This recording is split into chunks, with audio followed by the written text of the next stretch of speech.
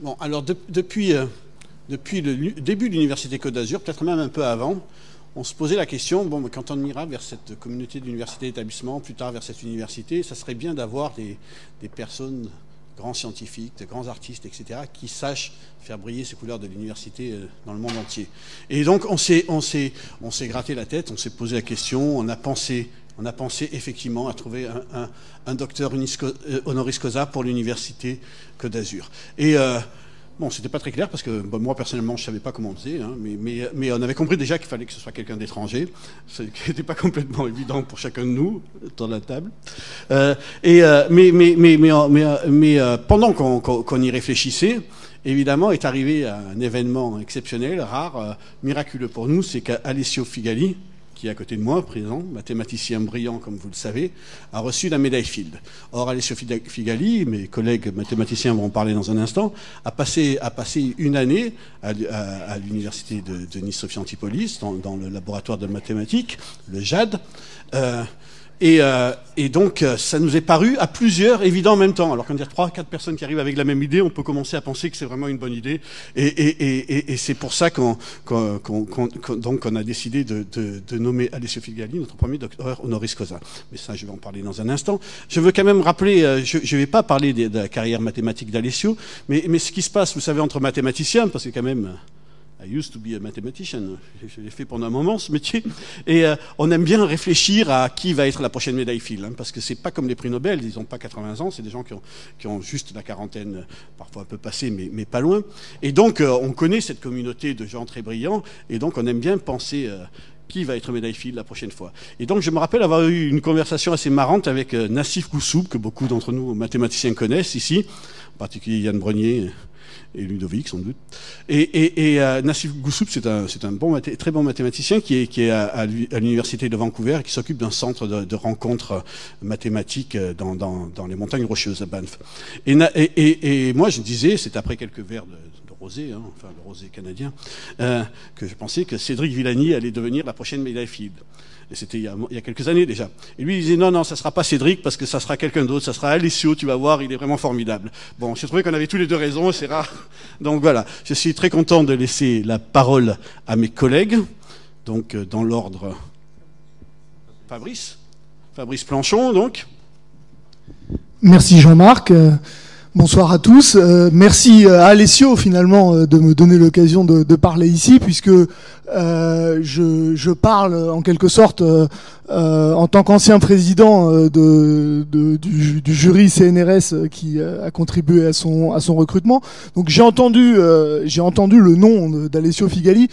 Plutôt je l'ai lu pour la première fois le 4 janvier 2007, dans un mail de Cédric Villani qui non seulement me souhaitait la bonne année, mais me demandait aussi quelle était la procédure particulière pour candidater au CNRS quand on n'avait pas soutenu sa thèse.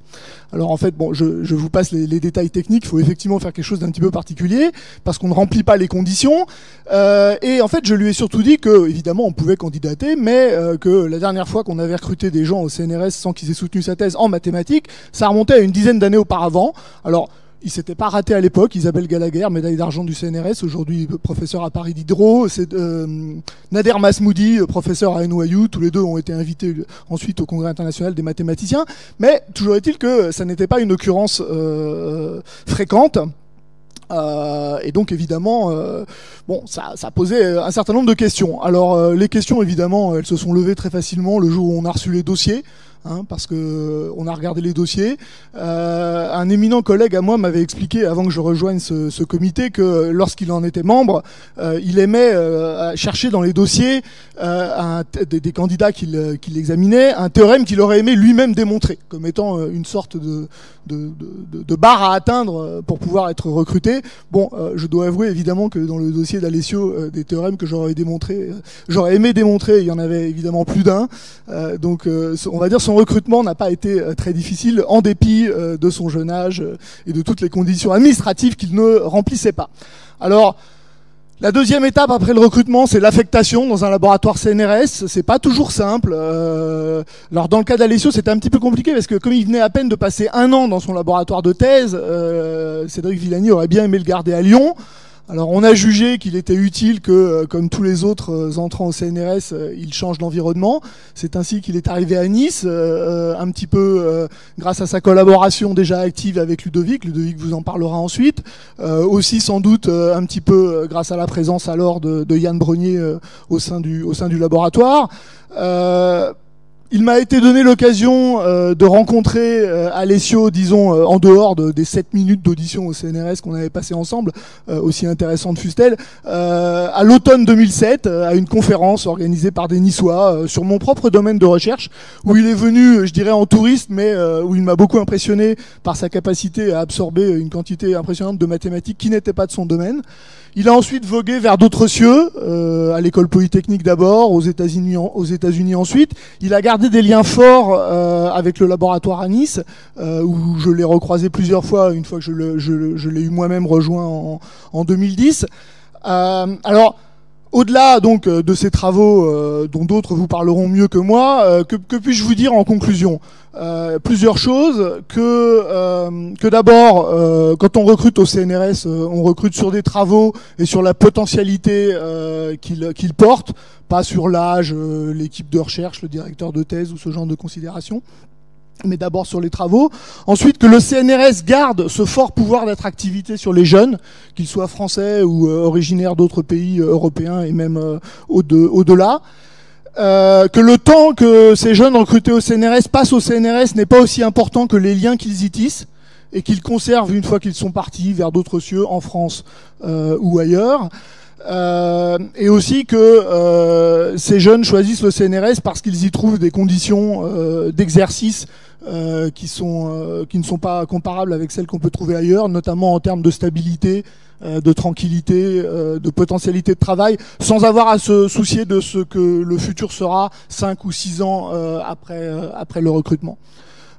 C'est une façon de boucler et de conclure mon intervention devant vous, de boucler avec ce qui s'est passé dans la première partie de cette soirée qui honorait un certain nombre de chercheurs et de chercheuses d'UCA. Je crois que ce qui fait la force d'un établissement, que ce soit l'UNS aujourd'hui, UCA demain, les EPST comme le CNRS, l'INSERM, l'INRIA, c'est d'abord la qualité des recrutements qu'on effectue et les conditions qu'on donne aux gens qu'on recrute. Je crois que UCA fait le maximum pour développer ses potentialités et j'espère que ça va continuer. Merci.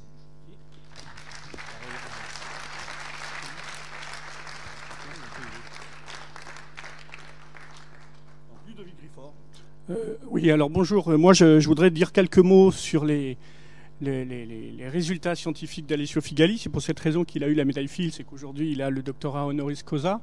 Donc j'ai préparé un certain nombre de transparents. Alors bien sûr, le public n'étant pas constitué de mathématiciens, il n'est pas question que je vous raconte des théorèmes. Je vais juste essayer de vous donner de manière très grossière une idée de ce sur quoi travaille Alessio. Donc peut-être qu'on peut mettre le transparent suivant s'il est... Voilà. Donc déjà, Alessio, il ne vient pas de nulle part, donc il est italien. Il a effectué une grosse partie de ses études en Italie à l'École normale supérieure de Pise.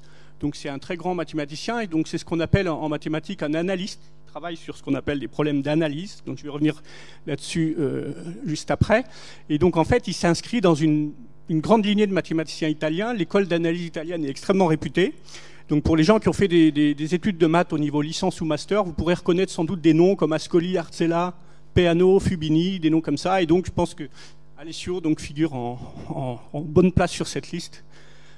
Et donc maintenant, je voudrais vous dire un mot sur les domaines dans lesquels a travaillé... Non, il manque un transparent. Ah, il y a un transparent qui a sauté. Donc il y avait un transparent qui était censé vous montrer l'ensemble des domaines dans lesquels travaille Alessio. Donc Alessio est un matheux qui a une très grande puissance de travail, une très très grande vivacité, et donc qui a été extrêmement prolifique. Il a travaillé dans de nombreux domaines donc, qui ont trait à l'analyse. Donc le transparent qui manque était censé vous donner des mots-clés des domaines dans lesquels a pu travailler Alessio. Donc il y avait par exemple le calcul des variations, le transport optimal, les EDP non linéaires. Il a beaucoup travaillé sur des problèmes de régularité. Donc l'objet du transparent était de vous montrer l'étendue immense des domaines dans lesquels a travaillé Alessio. Donc maintenant, on peut passer au transparent suivant. Donc en particulier, Alessio a apporté des contributions assez importantes sur ce qu'on appelle les inégalités isopérimétriques en mathématiques. Donc là, j'ai choisi un dessin. Donc comme je vous l'ai dit, je ne veux pas vous montrer de théorème. Donc là, ce dessin représente 3 ballons. Donc c'est quoi un ballon? C'est une surface qui englobe un volume. Donc le volume, on peut le calculer. Donc disons que c'est un gaz, de l'air, de l'hélium. Puis la surface du ballon, on peut la calculer. Et donc l'inégalité isopérimétrique vous dit qu'à surface donnée, la boule est le ballon qui englobe le plus gros volume. D'accord? Si vous fixez la surface du bord, alors la manière d'englober le plus de volume possible, c'est d'avoir un ballon totalement rond.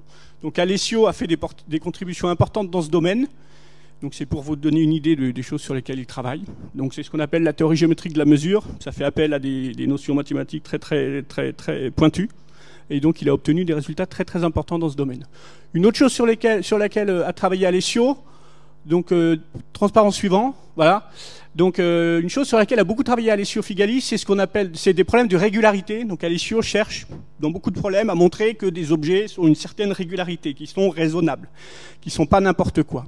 Et donc une chose récente sur laquelle il a travaillé, c'est ce qu'on appelle le problème des frontières libres. Donc là j'ai repris une partie de l'exposé qu'a fait Alessio à Rio cet été. Et donc il s'agit en fait d'étudier la forme de l'interface entre de la glace et de l'eau, voilà. Et donc Alessio a obtenu avec des collaborateurs espagnols des résultats vraiment qui répondent à des problèmes ouverts importants dans ce domaine. Voilà. Donc c'était pour vous donner une idée des choses sur lesquelles a travaillé Alessio. Donc on peut passer au transparent suivant. Donc voilà, donc comme l'a dit Fabrice, Alessio a passé du temps à l'université de Nice, donc en fait pas assez longtemps, seulement 1 an. Il est parti très vite parce qu'il a très vite été repéré par l'école polytechnique et par des universités à l'étranger, mais il est revenu souvent, pour travailler avec les gens du labo Dieudonné, et donc il nous a apporté beaucoup. Voilà. Donc merci Alessio. Oui, je voulais ajouter quelques mots sur Alessio. Alors Alessio est quelqu'un d'assez impressionnant. Je me souviens d'avoir été à UCLA, pas UCA, dans un programme de recherche, et je voyais Alessio travailler avec un groupe de chercheurs, et en même temps il était capable de travailler apparemment avec un autre groupe de chercheurs à partir d'Internet. Donc j'ai eu l'impression que c'était la première fois que je voyais un chercheur en mathématiques qui était capable de travailler en parallèle, comme les ordinateurs. Donc ça c'est absolument impressionnant. Ça, c'était le premier mot. Le deuxième mot, c'est que une des thématiques qui a été récompensée par la médaille Fields dans le cas d'Alessio, c'est ce qu'on appelle les techniques de transport optimal. Et c'est assez intéressant de voir que ce domaine s'est beaucoup développé dans les 20 dernières années et qu'il est totalement impérialiste, c'est-à-dire qu'il recouvre des quantités de domaines des mathématiques pures et des applications. Il y a eu à Nice une interaction sur ce thème-là avec Uriel Frisch et l'Observatoire de Nice sur la reconstruction de l'univers primitif. Par ailleurs, c'est devenu un thème tout à fait important dans le domaine de l'intelligence artificielle actuellement. Et puis en mathématiques pures, notamment Ludovic Rifford a contribué à ça, et bien sûr Alessio, toutes les relations profondes qu'il y a entre le transport optimal et la géométrie riemannienne, et même dans le cas d'Alessio, les matrices aléatoires, qui est un domaine qui appartient aux probabilités, mais qui a sans doute des liens très profonds avec un des très très grands problèmes des mathématiques, qui est l'hypothèse de Riemann, donc le top niveau des mathématiques. Donc ça vous dit absolument le niveau d'Alessio. Et puis je voudrais finir par quelque chose qui a déjà été esquissé par Ludovic, c'est le lien avec l'Italie. En fait, par sa codirection de thèse, qui était l'alliance de Luigi Ambrosio, qui représente l'analyse de Pise, la tradition italienne dont a parlé Ludovic, et puis Cédric Villani, qui a aussi une lignée dans l'analyse française, notamment c'était l'élève de Pierre-Louis Lyons, une autre médaille Fields, et ça s'est synthétisé dans la personne d'Alessio, et ça s'est concrétisé à Nice, en particulier par la venue de Luigi Ambrosio, qui avait été invité à Nice peu avant la première visite d'Alessio, par par un grand frère d'Alessio Figali, c'est Camillo De Lelis, qui avait fait un cours spécial à Nice et qui est depuis devenu un membre de l'Institut for Advanced Study, l'Institut de Einstein, donc qui était vraiment un des tout premiers instituts de recherche dans tous les domaines au monde. Et c'est magnifique de voir ce lien entre Nice et Pise. et qui pour la géographie, je vous rappelle que Pise et Nice sont aux deux extrémités du golfe de Gênes, exactement à la même latitude. Et donc, c'est merveilleux de voir cette amitié, cette alliance entre l'Italie et la France qui s'est un petit peu concrétisée à Nice. Merci beaucoup Yann. Je rappelle pour ceux qui ne le savent pas que Yann a passé de nombreuses années à Nice. Donc, maintenant... Ah voilà. Bon, j'en profite pour rajouter un petit mot, parce que je suis sur la scène, c'est que, bon, en prenant le premier docteur honoris causa de l'Université Côte d'Azur, on voulait vraiment quelqu'un d'une qualité scientifique exceptionnelle, vous l'avez vu, on a bien choisi. Et je voudrais rajouter autre chose, c'est que Alessio a des qualités humaines exceptionnelles. Donc on n'en parle jamais dans ce monde mathématique qui est des fois un peu froid ou un peu prétentieux. C'est vraiment un collaborateur, un collègue fantastique. Et je pense qu'il n'y a personne qui a vécu à ses côtés en tant que mathématicien qui l'a oublié en fait. Donc ça, je te remercie beaucoup pour ça parce que c'est des qualités que tu garderas toujours, j'espère. Donc, mais non, je ne sais pas comment je fais. Je vais chercher le truc, je te l'apporte. Voilà. C'est déjà qu'il va faire. Après ça. D'accord. Ensuite.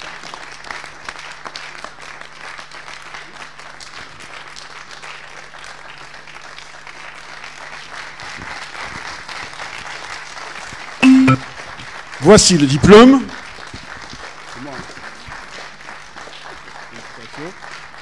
Et maintenant, on va te décharger un peu, peut-être. Donc, on a répété tout à l'heure, donc je devrais m'en rappeler. Tu passes la tête. Donc, Alessio, je te déclare premier docteur honoris causa de l'Université Côte d'Azur. Et je te remercie.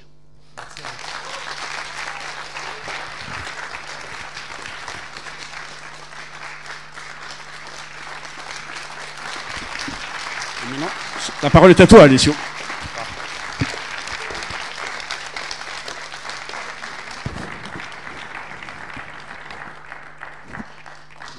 Merci beaucoup, Jean-Marc.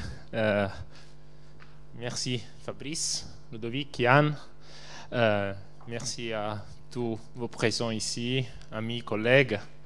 Donc, d'abord, c'est clair, c'est pour moi un très grand honneur de recevoir ce doctorat honoris causa. Bien sûr, c'est mon premier doctorat honoris causa. Si vous avez des doutes, bon, je vous le dis, c'est le premier. Et en étant le premier aussi de l'Université Côte d'Azur, c'est vraiment un honneur fantastique. Donc, comme ça a été mentionné, je suis italien. Bon, je pense que ça, c'est ça. On l'entend. Donc, j'ai grandi en Italie. En étant enfant, en fait, je ne pensais pas trop aux maths. C'était plutôt le foot qui m'intéressait. Et notamment, en fait, à la fin du collège, c'est comme en France, il faut choisir un peu la filière pour le lycée. Et donc, bien sûr, j'ai choisi la filière classique. Donc, j'ai fait des études classiques au lycée. Donc, c'était plutôt du latin et du grec jusqu'à 18 ans. Et à 18 ans, à la fin, il faut choisir l'université. Et c'est à ce moment-là que j'ai découvert un peu les maths et les olympiades. Et donc, j'ai dit en fait, que je voulais essayer de devenir un matheux. Et donc, j'ai été admis à l'école normale des Pise. Donc déjà, premier contact avec la France de façon volontaire, parce que l'école normale des Pise a été fondée par Napoléon, donc 1810. Et donc en étant à Pise, j'ai pu profiter des échanges constants qu'il y a entre l'école italienne et les écoles françaises. Donc il y avait beaucoup de professeurs qui venaient en visite à Pise. Et dans cette occasion, en 2005, Albert Fati, professeur à l'école normale de Lyon, était professeur invité à Pise. Il m'a rencontré, on a discuté, et il m'a proposé d'aller un semestre en France. Donc je suis arrivé en septembre 2005. Je ne comprenais rien des français et je suis allé dans le bureau de Cédric Villani pour le rencontrer aussi. Et la première chose qu'il m'a dit, il dit bon, toi, tu es là pour 6 mois, donc il faut que tu apprennes les français. Donc à partir de ce moment, j'envoie un mail à tous les labos. Personne n'a le droit de te parler en anglais. Donc bon courage. Très bien, bon, ça a bien marché. Heureusement, maintenant j'arrive à parler et à comprendre les français. Et donc j'ai passé 6 mois là-bas et c'est à cette occasion-là que j'ai rencontré Ludovic. C'était, je crois, en novembre 2005, grosso modo. Il était en visite et on a commencé à travailler à ce moment-là ensemble. Donc ça fait 13 ans qu'on se connaît.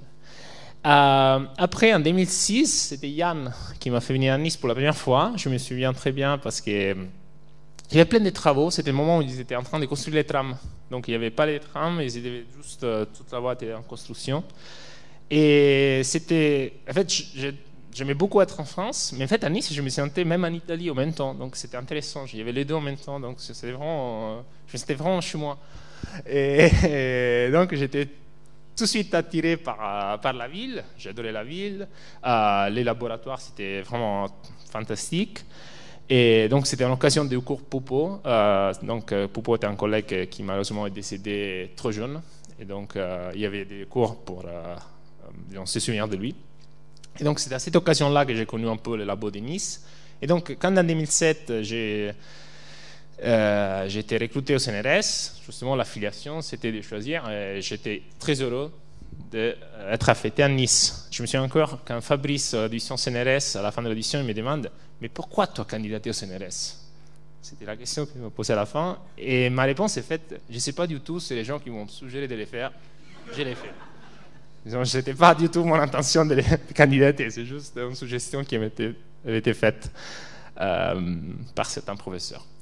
Donc voilà, Nice, donc un an à Nice qui était très très productif. Du point de vue mathématique, c'était fantastique, les interactions avec les labos, les travaux qu'on a fait ensemble. Point de vue personnel, j'ai appris à skier quand j'étais ici à Nice. Donc j'allais les week-ends sous les Alpes. Donc maintenant je peux skier aussi grâce à mon année à Nice. Et après je suis parti, donc Paris, l'école polytechnique, un an, Texas, 7 ans. Et maintenant, je suis à Zurich. Donc, je suis entré en Europe, beaucoup plus proche de Nice, beaucoup plus proche de l'Italie, beaucoup plus proche de la France. Et voilà. Donc, ça, c'est un peu mon parcours. Comme ça a été mentionné, ce doctorat, il vient comme ensuite de la médaille Fields que j'ai reçue cet été. Médaille dont il a été mentionné, transport optimal. Transport optimal, donc c'est un domaine très important dans les mathématiques et c'est un domaine très français. En fait, le transport optimal était, disons, les problèmes du transport optimal étaient étudiés en premier par Gaspard Monge. On est à la fin du XVIIIe siècle, donc grosso modo la Révolution française. Et Gaspard Monge, ce qu'il voulait, c'était de trouver la façon la façon optimale, la plus efficace, de transporter du matériel d'un endroit à l'autre pour construire des fortifications. Gaspard Monge, il avait des intérêts militaires.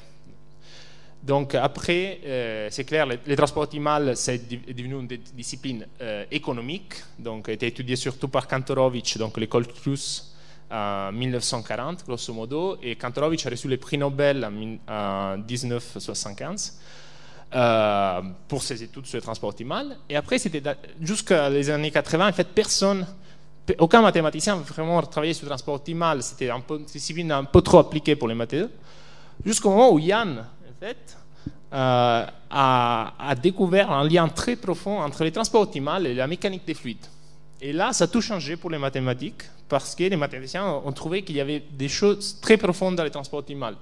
Et donc là, c'était les débuts de toute la théorie du transport optimal qui a été développée dans les derniers 30 ans. Donc en particulier, moi, je me suis intéressé aux inégalités supermétriques que Ludovic a mentionnées. Donc en fait, ils sont liés à étudier la forme des cristaux. Et aussi un autre problème très intéressant, c'est d'utiliser le transport optimal pour étudier les nuages. On comprend comment les nuages se déplacent. En fait, il y a du transport optimal derrière. Yann, c'est un expert de ça. Il y a beaucoup de gens de Nice. Donc en fait, comme vous pouvez voir, mon contact avec Nice était toujours très profond au niveau de ma recherche. Tous les temps, j'étais beaucoup influencé par l'école niçoise et tous les mathématiques ici. J'étais beaucoup influencé au niveau personnel par Nice. J'y suis retourné, je pense, presque tous les ans depuis 10 ans ici. Et donc, c'est pour moi un très très grand honneur de recevoir ce doctorat. Donc, je vous remercie encore. Merci beaucoup. Merci Alessio. Merci beaucoup Alessio. Alors, je ne sais pas si dans la salle tout le monde a bien compris ce qu'était le transport optimal. Donc je ne vais pas vous faire une interrogation écrite, je vais vous donner une deuxième chance parce qu'on a un petit film à vous montrer sur Alessio d'ailleurs.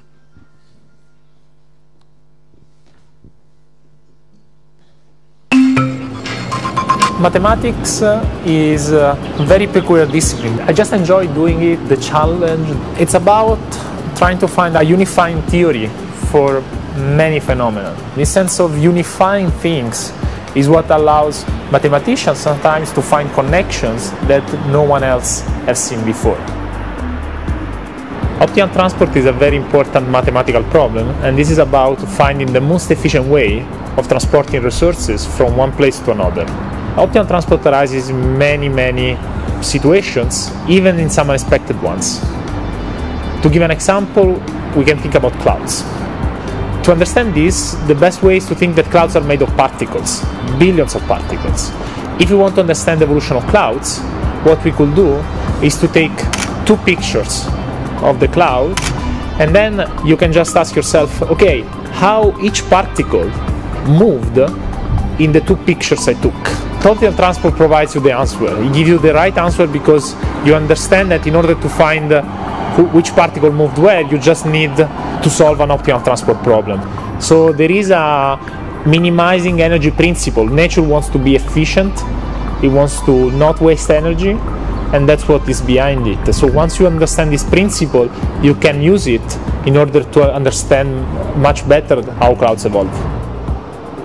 Mathematics is everywhere, and it was born as a discipline to model the world. One could think about the tramway system in a city, one could think about the best, most efficient way of transporting goods from a city to another.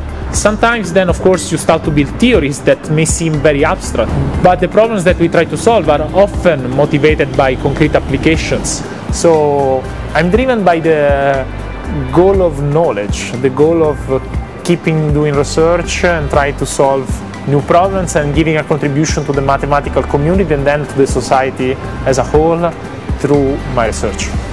My name is Alessio Figalli and I'm professor for mathematics at ETH Zurich. Bravo Alessio.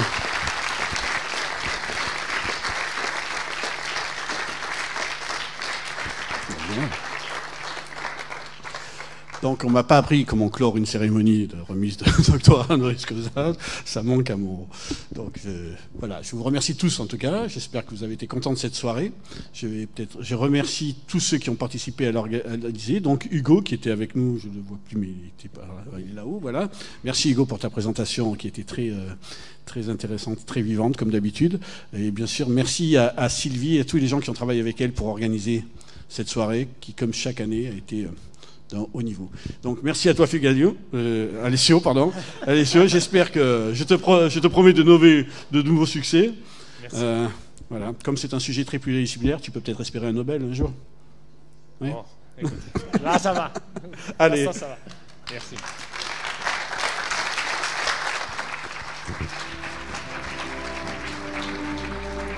Merci Delphine.